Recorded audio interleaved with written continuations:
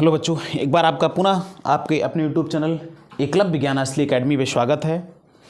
बच्चों, आज हम एक ऐसे चैप्टर से आपको रूबरू करवाने जा रहे हैं जो बेहद इंपॉर्टेंट है। बेहद इंपॉर्टेंट से तात्पर्य यह है कि मैंने बताया है कि आपको जो सोशल, हालांकि सोशल जो विषय है उसका हर चैप्टर जो इंपॉर्टेंट होता है वो शुरू से लेकर लास्ट तक आपके कॉम्पिटिटिव एग्जाम तक रहता है, लेकिन उन चैप्टर में से कुछ चैप्टर्स ऐसे होते हैं जो बिल्कुल खास होते हैं, जिनमें से प्रश्न बनना ही बनना होता है। अगर उस चैप्टर को ना उठाया जाए, उस चैप्टर के प्रश्न को ना उठाया जाए, तो कहीं ना कहीं पूरा का पूरा जैसे प्रश्न पत्र होता है बिल्कुल अधूरा सा लगता है।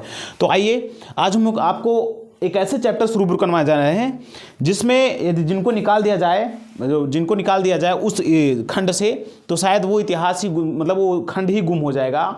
नाम हम लेते हैं भारतीय राष्ट्रीय आंदोलन का, आधुनिक भारत इतिहास का।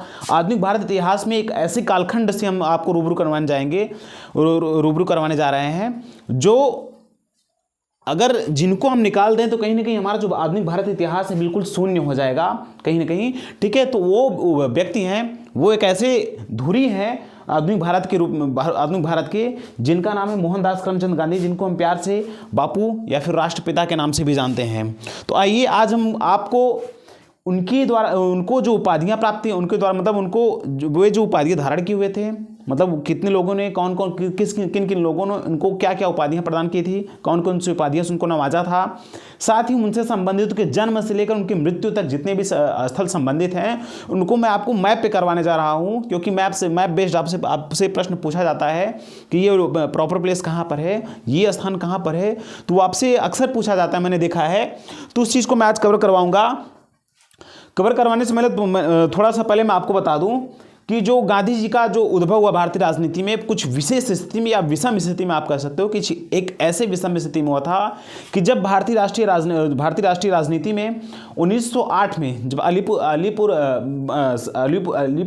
षड्यंत्र के जाना जाता है, अलीपुर बम कांड के नाम से जाना जाता है, उस अलीपुर बम कांड में या अलीपुर षड्यंत्र में जब मुकदमा, मतलब कई क्रांतिकारियों पर मुकदमा चला और उन क्रांतिकारियों में कई लोग विदेश प्रवास कर गए, किसी को काला पानी की सजा दे दी गई, कोई अन्य क्षेत्रों में भागकर कहीं मतलब अधूरा जीवन, मतलब निर्वासित जीवन व्यतीत करने लगे, कोई अन्य देशों में भागकर प्रवास करने लगे। तो वह 1908 से लेकर लगभग 1915 तक का जो भारतीय राष्ट्रीय राजनीति था बिल्कुल विश्रांति काल था माना जाता है, बिल्कुल मतलब एकदम शांत था वो समय। लेकिन 9 जनवरी 1915 को एक ऐसे व्यक्ति का उद्भव हुआ जिन्होंने एक बार पुनः भारतीय राष्ट्रीय राजनीति में एक बार हलचलें पैदा कर दी, और वो हलचल कुछ ऐसी हलचल पैदा हुई कि जिसका अंतिम परिणाम रहा कि 1947 में क्लीमेंट एटली घोषणा पारित ही करना पड़ा अंग्रेजों को, और भारत जो उन्हें मजबूर होकर भारत को छोड़ना ही पड़ा। ठीक है, अगर मैं आपको बताऊं कि अंग्रेजों को भारत छोड़ना कोई उनकी इच्छा नहीं थी बल्कि उनकी मजबूरी थी। मैं कभी आपको किसी खंड में आपको चर्चा करूंगा। तो आइए एक ऐसी विभूति के बारे में आज हम आपको रूबरू करवाएंगे, इनके द्वारा जो उपाधियां धारण की गई थी या लोगों के द्वारा जो उपाधि इनको नवाजा गया था। ठीक है, कहा जाता है गांधी जी के बारे में कि लगा सका न कोई उसके कद का अंदाजा, वासमा था मगर सर झुका के चलता था। ठीक है, तो ऐसे महान विभूति, ऐसे विरले व्यक्ति महात्मा गांधी के बारे में आज हम अध्ययन करेंगे। ठीक है, तो आइए देखते हैं एक बार। देखिए, इनके द्वारा सबसे पहले जो इनके द्वारा जो उपाधि धारण की गई थी उनके बारे में आपको परिचित करवाते हैं। ठीक है, तो इनको द्वारा अनेकों उपाधि धारण की गई थी। उन उपाधियों में से 8 से 10 मैंने उठाया है जो इंपॉर्टेंट है। ठीक है, जो एग्जाम से पूछा जाए, बार बार पूछा गया है। मुझे आशा नहीं बल्कि पूरा विश्वास है कि इससे बाहर प्रश्न, इन उपाधियों से बाहर प्रश्न, उपाधि से संबंधित प्रश्न पूछा ही नहीं गया अब तक। ठीक है, देखिए पहला उपाधि इनको मिला है रवीन्द्रनाथ टैगोर। ठीक है, इसके बाद मैं आपको करवाऊंगा कि जो इनसे संबंधित जो स्थल है महत्वपूर्ण भारत में वो मैं करवाऊंगा। पहला है रवीन्द्रनाथ टैगोर ने इनको महात्मा की उपाधि दी थी। किसकी? महात्मा। मैं आपको बताऊं कि चंपारण आंदोलन 1917 में चला था। 1917 में एक चंपारण आंदोलन चला था। क्या? चंपारण। उस चंपारण आंदोलन में राजकुमार शुक्ल ने इनको चंपारण आंदोलन में, चंपारण के नील मजदूर थे, नील मजदूरों की समस्या से निजात दिलाने के लिए, नील मजदूरों की समस्या से निजात दिलाने के लिए इनको बिहार में आमंत्रित किया। कहां पर? पश्चिमी चंपारण, मोतिहारी जिला था चंपारण, जो मोतिहारी जिला में पड़ता था। ठीक है, यहीं पर इनको आमंत्रित किया था। और यहीं पर इन्हीं के जाने के क्रम में जब पश्चिम चंपारण जा रहे थे तो बीच में उन्हें एक ऐसे व्यक्ति से मिलन, उनका एक ऐसे व्यक्ति से मिलन हुआ जिनको हम रविन्द्रनाथ टैगोर के नाम से जानते हैं। जब वे एक्चुअली जिस वक्त इनसे मिले थे तो रविन्द्रनाथ टैगोर जी अपने आसन पर बैठे हुए थे, अपने आसन पर बैठे हुए मतलब योगा कर रहे थे। उस अवस्था में गांधी जी ने जब इनको देखा तो गांधी जी ने इनको गुरुदेव की उपाधि दी। क्या? गुरुदेव। क्या उपाधि दी? गुरुदेव। गांधी जी ने इनको गुरुदेव की उपाधि दी और रविन्द्रनाथ टैगोर ने गांधी जी को महात्मा की उपाधि दी, क्योंकि महात्मा अलग ही रहते, क्योंकि सब श्वेत वस्त्र में थे, एक लाठी पकड़े हुए थे। इनको इस रूप में देखकर, श्वेत वस्त्र में धारण हुए इन ऐसे विभूति को देख करके रविन्द्रनाथ टैगोर ने गांधी जी को महात्मा की उपाधि दी, मोहनदास करमचंद गांधी को महात्मा की उपाधि दी।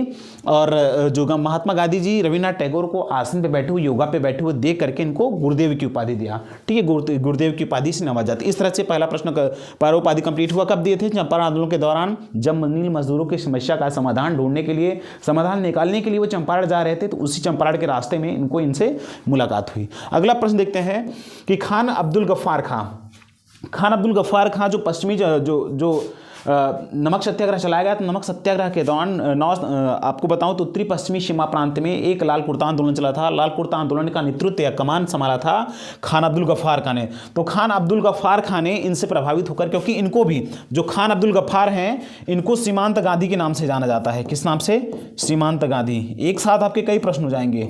इनको हम सीमांत गांधी के नाम से जानते हैं। क्यों जानते हैं? क्योंकि ये इनके अंदर भी गांधी जी काफी प्रभावित थे और इनके अंदर भी कहीं ना कहीं गांधी जी जैसा अहिंसा का भाव था। ठीक है, ये भी अहिंसक थे, ठीक गांधी जी की भांति। ठीक है, तो इसलिए इनको सीमांत गांधी की उपाधि से नवाजा गया। और जो खान अब्दुल गफ्फार खां थे, इन्होंने गांधी जी को मलंग बाबा कहकर पुकारा। क्या नाम? मलंग बाबा। याद रखिएगा, मलंग बाबा किसने कहा? खान अब्दुल गफ्फार खां ने। ठीक है, अगला प्रश्न, अगला इसमें उपाधि जो बनता है सुभाष चंद्र बोस। सुभाष चंद्र बोस ने बहुत फेमस नाम दिया था इनको, जो आज भी उनको पुकारा जाता है। सुभाष चंद्र बोस ने अपने सिंगापुर से, जब वो प्रवास के दौरान थे तो सिंगापुर से जर्मनी जा रहे थे, जर्मनी और सिंगापुर के बीच में ही बर्लिन रेडियो के माध्यम से लगभग 1944 में, इसमें कई विवाद भी है, कहीं 1944 मिलता है, कहीं 1945 मिलता है। ठीक है, 44 मिलता है। तो 1944 में बर्लिन रेडियो, ठीक है, बर्लिन रेडियो पर जो है इनसे कहा, मतलब बर्लिन रेडियो पे एक घोषणा किया कि राष्ट्रपिता जी हमें एक ऐसे आंदोलन को छेड़ने जा रहे हैं जो कहीं न कहीं राष्ट्र के लिए हितकारी होगा, मतलब ऐसा उन्होंने घोषणा किया था। तो वहीं पर उन्होंने राष्ट्रपिता कहकर महात्मा गांधी जी को संबोधित किया था। तो ये उपाधि किसने दिया था, राष्ट्रपिता की उपाधि? तो सुभाष चंद्र बोस ने इनको ये उपाधि प्रदान की थी। अगला है सरोजिनी नायडू ने इनको बापू कहकर पुकारा था। जो सरोजिनी नायडू थी, सरोजिनी नायडू जी इनको जो है बापू कहकर पुकारती थी। किस नाम से? बापू। ठीक है, चलिए अगला देखते हैं। अगला है कि द्वितीय गोलमेज सम्मेलन। अब देखिए इनको कई उपाधियां प्रदान की गई थी, जैसे आपका देशद्रोही कहा गया था, अर्धनग्न फकीर कहा गया था। तो ये किसने कहा था? मैं बताऊं कि जो 3 गोलमेज सम्मेलन हुए थे, फर्स्ट, सेकेंड और थर्ड। ठीक है, फर्स्ट, सेकेंड और थर्ड, 3 गोलमेज सम्मेलन हुए थे। गांधी जी पहले और तृतीय में भाग नहीं लिए थे और जो द्वितीय था इसमें भाग लिए थे। पहले और दूसरे गोलमेज सम्मेलन में गांधी जी ने भाग नहीं लिया था। उसको कुछ कारण थे, मैं कारण बताऊंगा तो वीडियो लंबा चला जाएगा। आप इतना जानिए कि प्रथम और तृतीय गोलमेज सम्मेलन में गांधी जी ने भाग नहीं लिया था, और जो द्वितीय आंदोलन था, द्वितीय गोलमेज सम्मेलन था, सिर्फ उसी में इन्होंने भाग लिया था। उसमें उस समय पीएम थे विंस्टन चर्चिल। ठीक है, ब्रिटेन का जो पीएम थे विंस्टन चर्चिल, और फ्रैंक मोरिस उनके साथ में रहे, वो भी अंग्रेज थे। तो विंस्टन चर्चिल और फ्रैंक मोरिस ने इनको देशद्रोही व अर्धनग्न फकीर कहकर पुकारा। एक्चुअली हुआ क्या था कि प्रथम गोलमेज सम्मेलन में भी इनको आमंत्रित किया गया था, गोलमेज सम्मेलन को, मतलब गोलमेज सम्मेलन में आने के लिए गांधी जी को आमंत्रित किया गया था प्रथम में भी, लेकिन इन्होंने प्रथम गोलमेज सम्मेलन को नकार दिया था कि हम नहीं जाएंगे। जब द्वितीय गोलमेज सम्मेलन में ये गए तो जो पैलेस था जिसमें ये जो पीएम भवन था, ठीक है, वहाँ पर चर्चिल और फ्रैंक मोरिस जब निकले बाहर इनका स्वागत करने के लिए, तो उन्होंने देखा कि गांधी जी सिर्फ एक लाठी लिए हुए व्यक्ति, एक पतला सा व्यक्ति, एक दुबला सा व्यक्ति, तब उन्होंने देखा तो उनको कहा कि ऐसा व्यक्ति, ये इतना पतला सा, ये फकीर जैसा व्यक्ति हमारे मतलब पूरे इतना बड़ा आंदोलन खड़ा किया हुआ है। ठीक है, तो वहीं पर उन्होंने अर्धनग्न फकीर कहकर पुकारा, साथ ही ने देशद्रोही भी कहा। ठीक है, तो 2 प्रश्न, मतलब 2 उपाधि उन्होंने नवाजा था। अगला उपाधि है कि लॉर्ड वेलिंगटन। लॉर्ड वेलिंगटन ने इनको एक वाक्य में कहकर पुकारा था कि यह जो व्यक्ति हैं, जो गांधी जी हैं, वो ईमानदार हैं किंतु बोल्शेविक क्रांति से अधिक है। बोल्शेविक क्रांति एक रूस में हुआ था, ठीक है। ईमानदार किंतु बोल्शेविक क्रांति से अधिक खतरनाक कहकर पुकारा था। यह जो व्यक्ति है वो ईमानदार तो है, लेकिन बोल्शेविक क्रांति जो हुआ था उससे भी ज़्यादा खतरनाक है। बोल्शेविक रूस में क्रांति हुई थी, ठीक है। अगला इसमें बन रहा है कि आइंस्टीन ने भी एक उपाधि दी थी। आइंस्टीन ने भी एक वाक्य कहकर पुकारा था, आप लोग कोट कर सकते हैं कहीं पर, कि आने वाली पीढ़ी को, आइंस्टीन ने क्या कहा था कि आने वाली पीढ़ी को शायद ही विश्वास हो कि हाड़ मांस का गांधी भी पैदा हुआ था। क्या? आने वाली पीढ़ी को शायद ही विश्वास हो कि हाड़ मांस का गांधी भी पैदा हुआ था। तो आप सीधा सीधा ये प्रश्न पूछा जा सकता है कि हाड़ मांस का गांधी जी को किसने कहा था? गांधी जी को हाड़ मांस का बना हुआ पुतला या गांधी जी को हाड़ मांस का की उपाधि किसने दी थी? तो किसने कहा था? आइंस्टीन ने, ठीक है। अगला प्रश्न, अगला है एनी बेसेंट, इनको कुछ उपाधि दी थी। एक्चुअली जब गांधी जी का भारतीय राष्ट्रीय राजनीति में प्रवेश हुआ 9 जनवरी 1915 को आए थे और 1916 में लखनऊ अधिवेशन में भाग लिए थे, तो बिल्कुल मतलब एकदम नौसिखिया थे, मतलब एकदम भारतीय राजनीति से पूरा रूबरू थे नहीं। हालांकि इनके गुरु जो थे गोपाल कृष्ण गोखले ने इनको कहा था कि आप भारतीय राजनीति में 1 साल का मौन व्रत रखेंगे। मौन व्रत रखने का मतलब आप भारतीय राजनीति में उछलेंगे नहीं, आप भारतीय राजनीति में शामिल नहीं होंगे, सिर्फ आप उसको समझेंगे ध्यान से। आप मौन रहकर उस चीज़ों को, बारीकियों को समझेंगे राजनीति की। तो उस समय जो भारतीय राष्ट्रीय राजनीति का जो उस समय इनको जो है एनी बेसेंट ने क्या कर पुकारा था कि भारतीय राष्ट्रीय राजनीति का बच्चा कहकर पुकारा था। कभी आपको जानते नहीं, भारतीय राष्ट्रीय राजनीति का आप बच्चा हैं, ठीक है। चलिए अगला देखते हैं।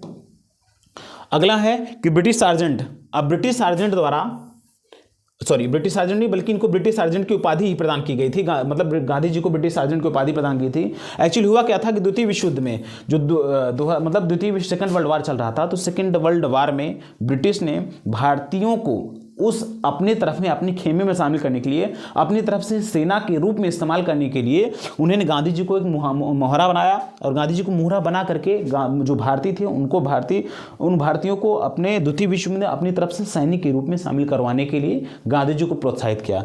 तो गांधी जी सेना, मतलब माना जाता है गांधी जी किसी को भर्ती नहीं करवाया था, लेकिन फिर भी लोग कहते हैं उनको कि इन्हें ब्रिटिश सार्जेंट कहा जाता है, क्योंकि वो गांधी जी जो थे, जो भारतीय थी, भारतीयों को अंग्रेजी हुकूमत में, अंग्रेजी सेना में, ताकि वे द्वितीय विश्व युद्ध में भाग ले भारतीय, और द्वितीय विश्व युद्ध में क्योंकि अंग्रेजों ने इनसे वादा किया था कि यदि आप द्वितीय विश्व युद्ध में हमारा साथ देंगे तो हम आपको आज़ादी प्रदान कर देंगे।